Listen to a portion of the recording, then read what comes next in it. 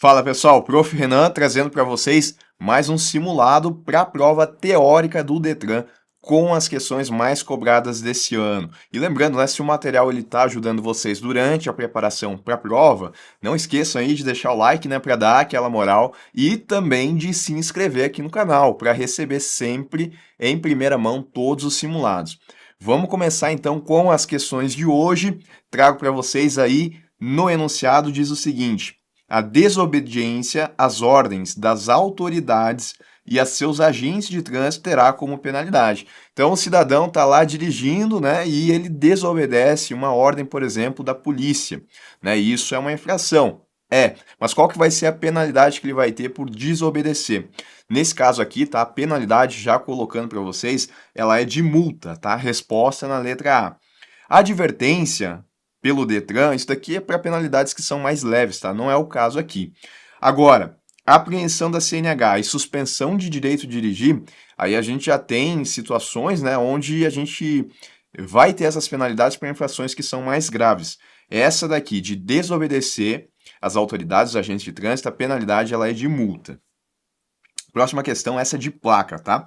Diante da placa de regulamentação R15, onde a gente tem esse 3 metros aqui entre duas setinhas, né, uma de baixo para cima e outra de cima para baixo, qual deve ser a interpretação do condutor, tá? Então ele está dirigindo e aí ele enxergou essa placa. Existe peso mínimo por eixo? A gente está falando aqui de peso? Não, né? Então a letra A ela já está incorreta. A via permite somente passagens de automóveis? Não, né? O que ela está dizendo para a gente? Ela está dizendo, né, que a gente vai ter um limite máximo de altura para os veículos transitarem naquela via. E esse limite máximo ele é de 3 metros. Então não necessariamente vão ser só automóveis, tá? Se encaixar ali, se ficar abaixo de 3 metros, vai poder seguir pela via. Mas por que tem essa limitação? Porque daqui a pouco, né, pode ser que a via ela vai por aqui e aqui a gente tem uma ponte, né, mais para frente. E aí, por conta da altura da ponte, se o veículo ele for muito alto, ele não conseguiria passar. Por isso que tem esse limite aqui indicado pela placa. A via tem limitação de altura máxima. Sim, tem essa limitação aqui de altura máxima, que é de 3 metros, tá? Resposta na letra C. E a D, a via permite veículos com altura superior a 3 metros? Não, né? Altura inferior a 3 metros, de 0 até 3 metros. Tá? Então, resposta na C. As colisões frontais ocorrem com mais frequência nas vias. O que é uma colisão frontal, né? Eu estou dirigindo aqui nesse sentido, e aí vamos supor que eu quero fazer uma ultrapassagem. Vou dar um exemplo aqui, né?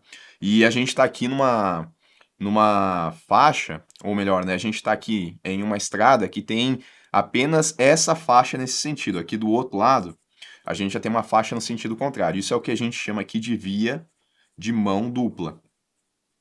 E aí, né, o carro aqui ele vai fazer a ultrapassagem, ele vai colocar na outra pista, né, se for permitida a ultrapassagem, e uma situação de colisão frontal, ela aconteceria se a gente tivesse um outro carro vindo aqui e os dois colidissem, tá? Então, esse tipo aqui de colisão frontal, ele vai ocorrer com mais frequência. Nas vias de mão única, não. Uma via de mão única é uma via onde a gente só tem um sentido, não tem um sentido oposto. Então aqui, pode acontecer colisão? Pode. Mas uma colisão frontal vai ser muito difícil de acontecer, né? Porque daí o cidadão ele teria que estar dirigindo na contramão. Tá? Então, não é o caso aqui. Nas vias de trânsito rápido, essas vias, né, elas se caracterizam por ter várias faixas de mesmo sentido. Então, eu tenho uma faixa aqui, tenho uma outra faixa aqui, e às vezes eu tenho até uma outra faixa aqui. Aí, nas faixas à esquerda, eu vou ter aqueles veículos que são mais rápidos, que vão utilizar essa faixa para ultrapassagem, enquanto que aqui nas da direita a gente vai ter os veículos mais lentos. Mas, de novo, né, a gente não tem aqui, então, uma situação tão, como é que eu posso explicar, né, de tão favorável assim de acontecer uma colisão frontal, porque tem várias faixas aqui e se for fazer uma ultrapassagem é só fazer na faixa da esquerda, tá? Então também não é aqui a letra B.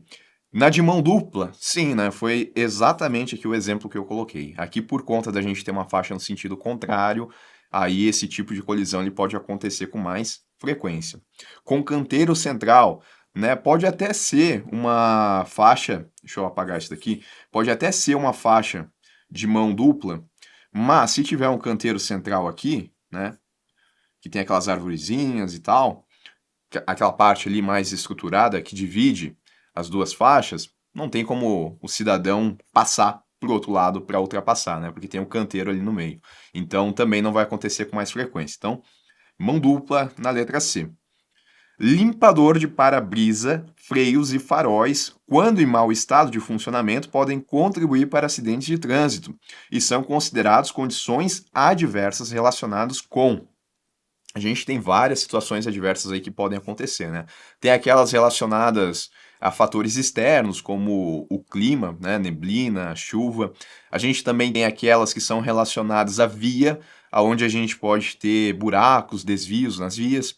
Aquelas relacionadas ao condutor, que pode estar cansado, pode estar com sono. E a gente também tem aquelas relacionadas ao veículo. E nesse caso aqui, né, nessa questão, é exatamente isso que a gente tem. Limpador de para-brisa, freios e faróis são componentes ali do veículo e que, se estiverem em mau estado de funcionamento, realmente eles podem contribuir para acidentes de trânsito. Então, não é de via, porque de via, né, buracos, desvios. Clima ou ambiente é o que a gente falou agora há pouco, né? Neblina, chuva. Veículo, sim, resposta na letra C, e condutor também não. Condutor são condições aí particulares do motorista.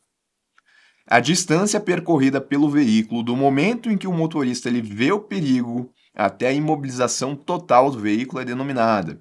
Tá? Então, tá aqui o motorista, né, dirigindo, seguindo a sua viagem, e aí ele vê que mais à frente, né, daqui a pouco pode ter tido um acidente. Recém aconteceu um acidente aqui na frente, onde a gente tem carro parado aqui, né, os dois estão batidos e ele está dirigindo aqui, né. Ele vê esse perigo porque, se ele continuar andando, ele vai também colidir com esses veículos. O que que ele vai ter que fazer? Ele vai ter que frear, ele vai ter que parar o carro dele para não colidir aqui. E aí, essa distância, né, que é do momento que ele vê que ele vai ter que frear, até ele conseguir fazer a imobilização total do veículo, ele parar, é o que a gente chama aqui de distância de parada, tá? Do momento que ele enxerga, que ele tem a reação para pisar no freio e ele conseguir parar o carro totalmente, tá? A gente ainda pode dividir isso daqui em dois instantes. Isso daqui é o que eu chamo de reação e isso daqui é o que eu chamo de tempo de freagem, tá? Ou frenagem. Como assim, Renan? Olha, eu enxerguei que eu preciso frear. Esse é o meu tempo de reação, né? Isso veio na minha mente e aí eu entendi que eu preciso frear. Claro que isso daqui às vezes vai ser menos de um segundo, né? Eu enxerguei, eu preciso frear, pisei o pé no freio. Mas, né, dependendo do tempo de reação que eu tiver, pode ser tarde demais, né? Depende tudo das circunstâncias. É um tempo que tem que ser considerado. Mas esse tempo entre eu saber que eu tenho que frear e eu frear é o que a gente chama de tempo de reação. E uma vez que eu coloquei o meu pé no freio, até o carro ele realmente parar totalmente, porque eu coloquei o pé no freio, ele não vai parar na hora, né? Ele leva um tempo, ele continua andando até ele conseguir realmente parar. Ele vai desacelerando até que ele para. Esse tempo aqui é o tempo de frenagem, tá? Então, tempo de reação, esse espaço aqui, tempo de frenagem, esse espaço. Agora, o total de tudo isso aqui é o que a gente chama de distância de parada, resposta na letra B. O sistema que tem por função ligar e desligar a força motriz do motor da parte restante da transmissão é. Vamos lá, né? A gente tem que entender o seguinte: o motor do carro, né? Carros manuais, o motor ele está ali aplicando força nas rodas, está jogando potência para o carro para ele se locomover. Só que essa força ela é ditada ali pelas marchas do carro, né? Então vai ter mais força ou menos força de acordo com a marcha que eu estiver.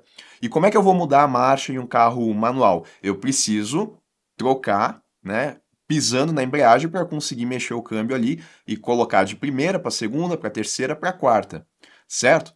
Beleza. Quando eu piso na embreagem, o motor ele desacopla, né? Ele tira aquela força das rodas para permitir que eu consiga fazer a troca de marchas. né? Se a gente tentar, por exemplo, trocar a marcha sem pisar na embreagem, o que que vai acontecer? Vai acontecer aquele som de ranhura, né? O carro ele vai tentar e não vai conseguir, porque o motor ele ainda está aplicando força nas rodas, e aí eu não vou conseguir colocar a marcha.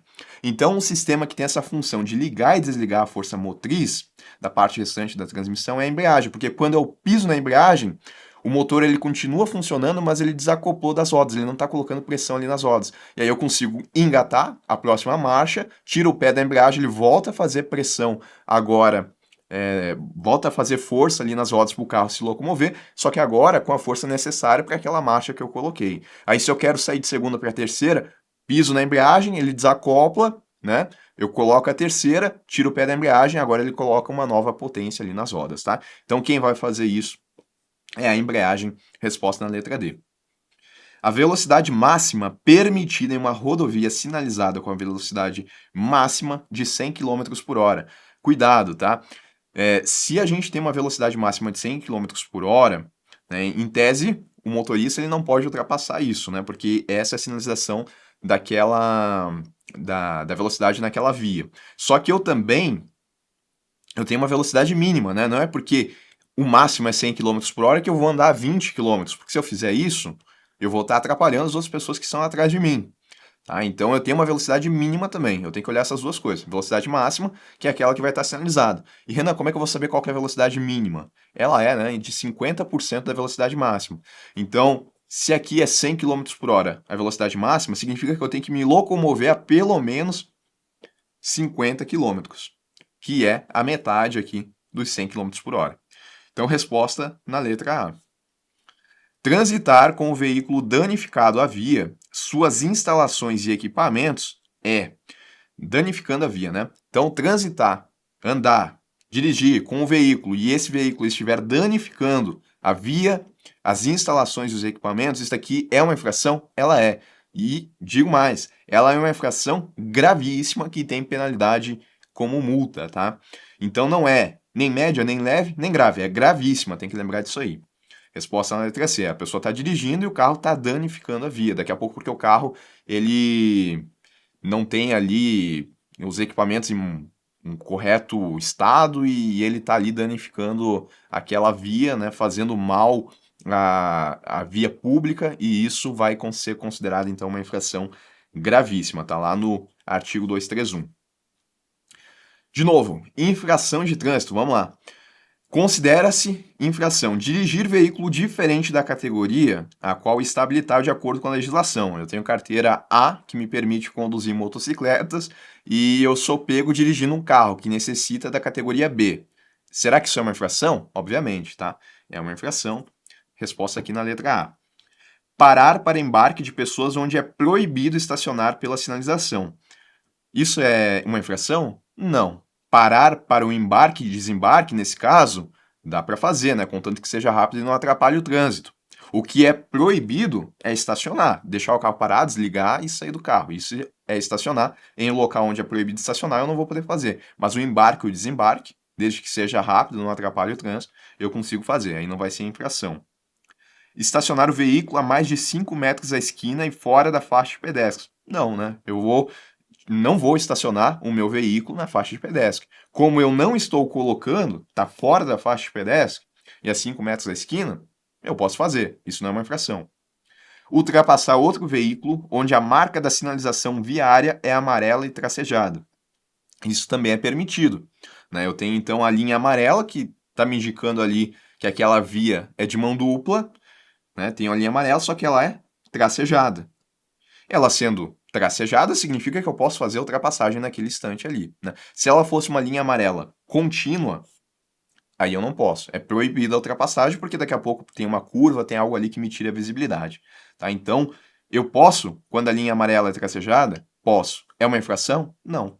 Infração mesmo eu tenho ali na letra A, né? Que é dirigir algum veículo que não esteja dentro da categoria que eu tenho o direito ali de dirigir. As placas da sinalização de advertência têm por finalidade aquelas placas amarelas, né, que vão indicar alguma coisa. O que elas têm ali, quais são as finalidades dessas placas? Alertar os usuários da via para as condições potencialmente perigosas, indicando sua natureza. Sim, né? Esse tipo de placa vai fazer isso. Eu tenho uma placa, por exemplo, que vai me mostrar ali que eu vou ter uma curva acentuada à direita. Qual que é a finalidade disso? Me avisar para eu ter consciência, me alertar, para eu reduzir a velocidade e fazer a curva, né? Não tentar fazer muito rápido e daqui a pouco acabar me acidentando. Então, a finalidade das placas de sinalização é de alertar para as condições potencialmente perigosas. Está corretinho a letra A. Informar os usuários das condições satisfatórias da via. A gente nem deveria ter uma placa para esse tipo de coisa, né? Avisar que está tudo bem? Não. A gente tem placa para avisar que, não, que alguma coisa não está bem, não que tudo está bem.